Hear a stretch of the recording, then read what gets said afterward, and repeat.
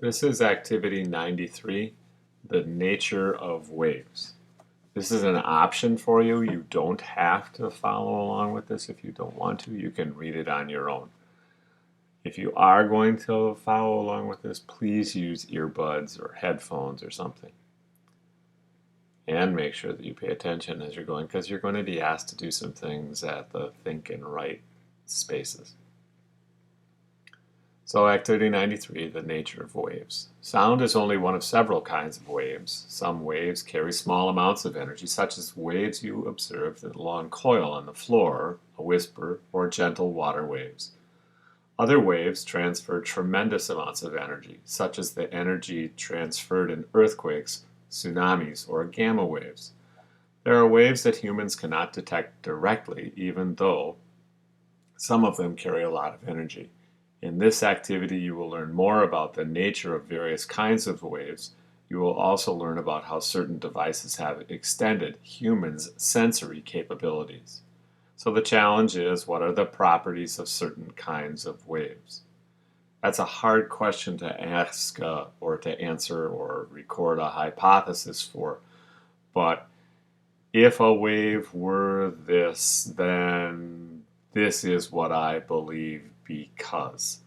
So in your science notebook, please try to record a hypothesis for that. Look at the pictures, look at the captions under the pictures, because that's important information. Scrolling to the next page, it would be F24 if you're following along in your book. It says wave media.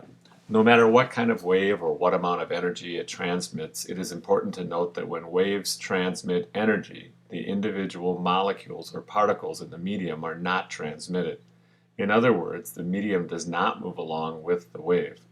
A medium, plural is media, is the material in which wave energy travels. Mechanical waves, such as sound or seismic waves, move through the ground, water, air, and other materials. For example, when making waves in the long metal spring in Activity 91, longitudinal and transverse waves, the metal of the spring was the medium. The disturbance moved away from the source. The coils of the spring temporarily moved up and down, or closer together and farther apart, but the spring did not undergo a permanent change or position relative to the source. In this case, the medium itself, the metal of the spring, was not transferred from the wave maker to the other end. So this is the first stop and think. It's asking you, what is the medium for an ocean wave? Provide evidence that the medium is not transferred when a water wave moves on a lake. I would record that question and the answer in your science notebook, because at the end of this activity you're going to be asked to share your responses with me. Two major kinds of waves. In Activity 91, longitudinal and transverse waves, you investigated two fundamentally different kinds of waves, longitudinal and transverse. A longitudinal wave is one that transfers energy through compressions and rarefactions in the medium through which the wave travels. Sound is an example of a longitudinal wave. When you hear a sound wave through the air, you are detecting a disturbance in the pressure of the air. When the pressure is increased, the air molecules are pushed closer together into a compression. When the pressure is reduced and the air molecules move farther apart, it is referred to as a rarefaction.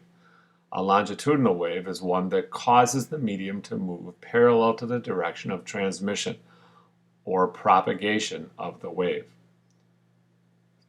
A transverse wave that travels through a medium is a result of the medium moving perpendicular to the direction of propagation. The long coil used in a previous activity was an example of a transverse wave. Light is another example of a transverse wave. There's a lot of information in there. Don't hesitate to stop, rewind, pause, listen again, read again, because that's what good readers do. Here are some diagrams that are trying to explain what the last paragraph was about.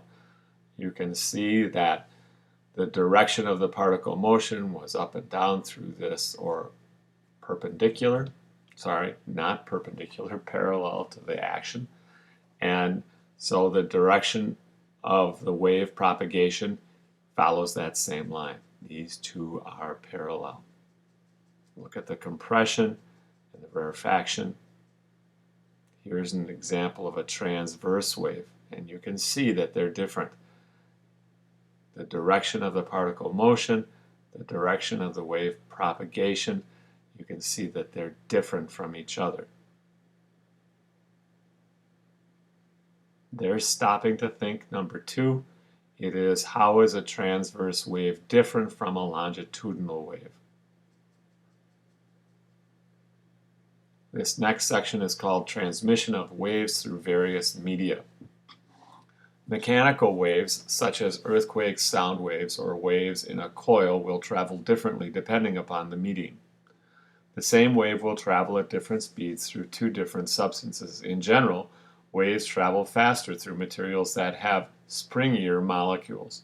This means sound moves faster through solids than liquids and faster through liquids than gases. For example, sound travels about 5 times faster through metal than through air. Because sound waves always involve the physical disturbance of atoms or molecules, they are referred to as mechanical waves. A mechanical wave must have a medium in order to travel. Mechanical waves cannot travel through a vacuum because there are no atoms or molecules in a vacuum. Although outer space is not a perfect vacuum, the molecules are so far apart that they do not allow the production of compression and rarefactions. Therefore, sound cannot travel in space. Some waves, however, do not require a medium and can be transmitted through a vacuum. For example, light travels through the vacuum of outer space, whereas sound does not. Because light waves do not require the presence of atoms or molecules, they are not considered to be mechanical waves. Light is a transverse wave that carries electromagnetic energy. This energy in light waves travels about 900,000 times faster than the energy carried by sound waves. So here's a big section on wave speed. Every wave has 4 basic characteristics, ones that you've learned about: frequency, wavelength, amplitude, and speed. Wave speed, measured in meters per second, or m/s, is the distance traveled by a certain feature on the wave, such as a crest, in a given amount of time. The speed at which the wave travels depends on what type of material it travels through.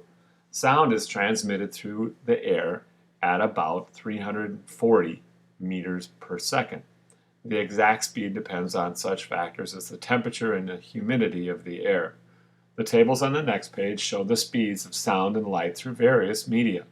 Although light slows down a little in air, it still travels about 900,000 times faster than sound. That's why you will see a lightning flash long before you hear the sound of thunder from a storm several miles away. So here is the third stop to think.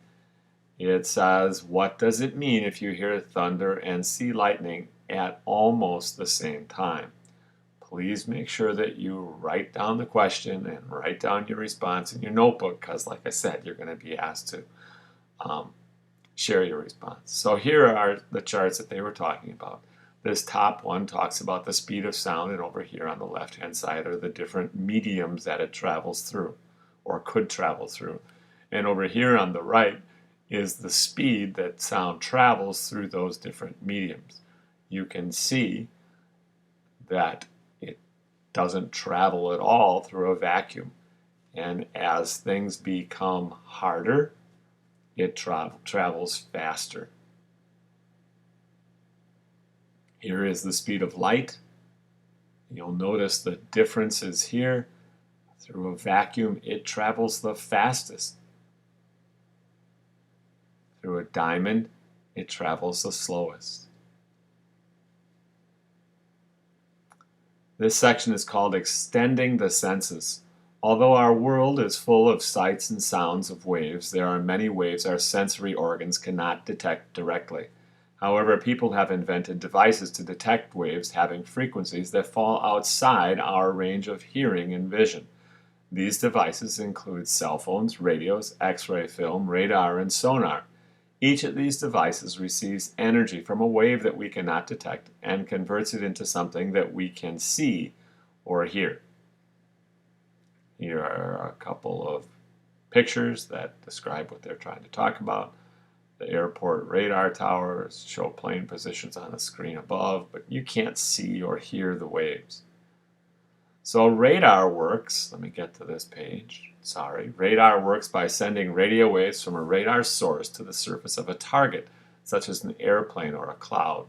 The waves are reflected back to the radar source, and the location or speed of the target is calculated from the measurements. Radar systems are based on radio waves or microwaves. Sonar works in a similar way but relies on sound waves at frequencies that are not detectable by human ears. Sonar allows personnel on ships and submarines to detect the depth of water and the presence of fish and other boats on or under the surface. Seismic waves are low-frequency, mechanical waves that move through the earth. They are caused by such events as explosions and earthquakes. By measuring seismic waves with a seismograph, even those waves that are not felt by humans on the surface of the earth, scientists locate earthquake epicenters and create maps showing regions at risk of earthquakes. All of these examples illustrate ways in which people have invented devices to employ the energy of waves to hear things we wouldn't normally hear and discover things we wouldn't normally see. Here is the last stopping to think. Again, record the question and the answer. What is another example of a device that uses waves to extend our senses? So, here are the analysis questions, but before you do the analysis questions, look at the Prezi to see what it's asking you to do, because the Prezi will guide you in the direction that you need to follow next. Again, go back and make sure that you listened, understood, recorded your notes to those stop and thinks, and stop the video and then move on in the Prezi.